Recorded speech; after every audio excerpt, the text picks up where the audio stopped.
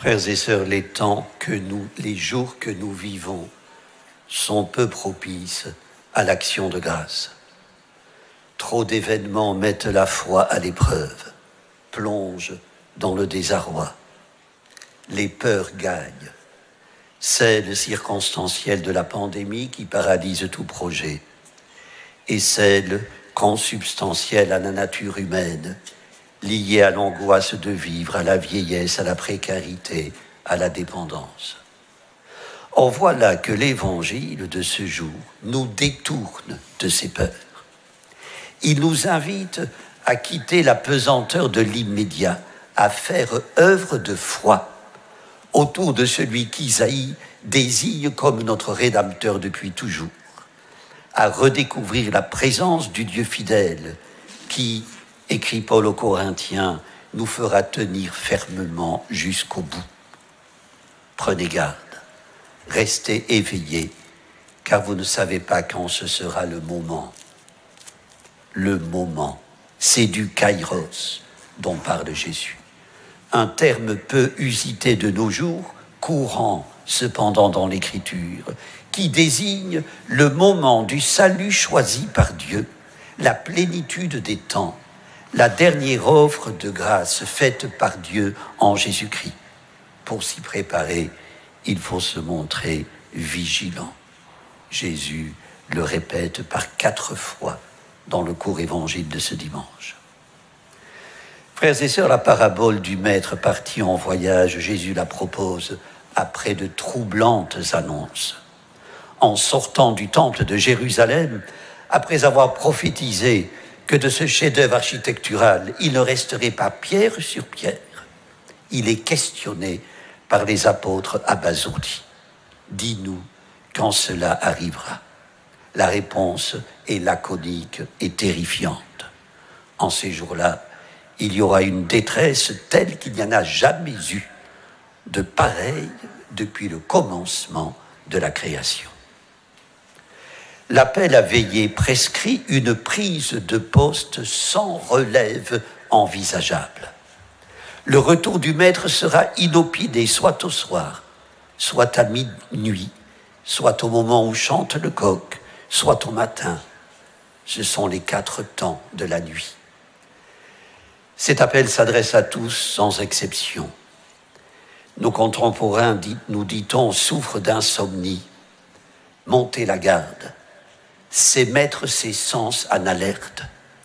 S'imposer, contrairement à l'insomniaque qui recherche le sommeil, s'imposer de ne pas y céder. Veiller, c'est aussi une épreuve de grande solitude.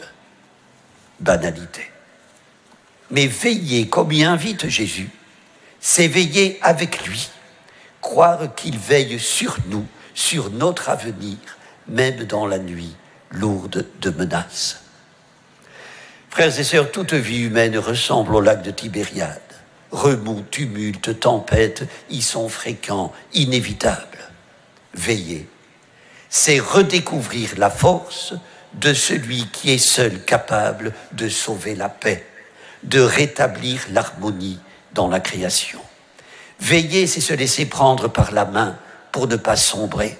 Veiller, c'est être assuré qu'en aucun cas, le Créateur ne permettra que les ténèbres l'emportent sur la lumière, qu'elles engloutissent l'ouvrage de ses mains. Il est le seul maître de l'impossible. Veiller, c'est réévaluer, reconsidérer notre manière de vivre la foi dans les circonstances qu'impose une crise sanitaire sans précédent. Le secrétaire général du synode des évêques, un évêque maltais, Monseigneur Mario Grech, il vient d'être créé cardinal par le pape François, déclarait ceci. Je trouve curieux que beaucoup de gens se soient plaints de ne pas pouvoir recevoir la communion et célébrer les funérailles à l'église, alors que bien moins se sont inquiétés de savoir comment se réconcilier avec Dieu et son prochain, comment écouter et célébrer la parole de Dieu et comment vivre une vie de service.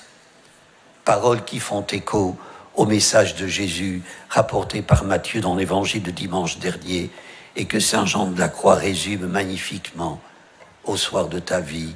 C'est sur l'amour que tu seras jugé, sur l'amour, non sur tes pieuses pratiques.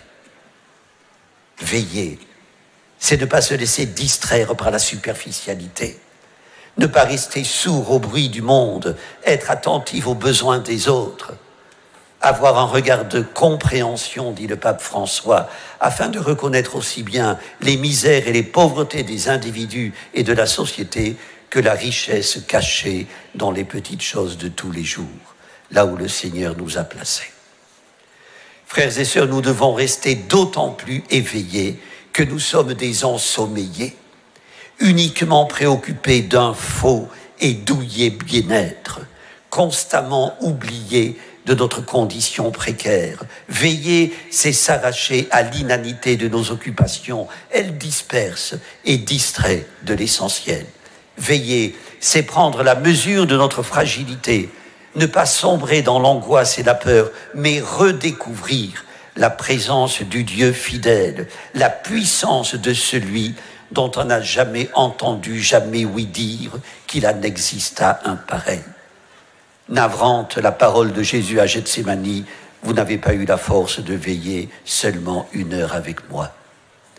Frères et sœurs, il est des moments de la vie où nous avons l'impression que le Seigneur, à l'instar du maître de la parabole, tarde beaucoup à venir. Il a laissé au fond de notre cœur une brûlure, une passion, une place intimement creusée. C'est un vide qui doit être rempli. Saint Augustin enseigne, suppose que Dieu veuille te remplir de miel. Si tu es rempli de vinaigre, où mettras-tu ce miel ?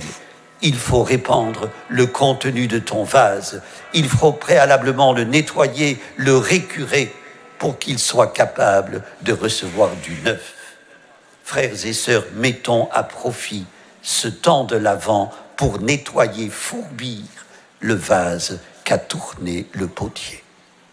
Pour apprendre à nous préparer au moment où Dieu nous visitera, entrons dans le monde de l'Emmanuel. Amen. Prions le Seigneur.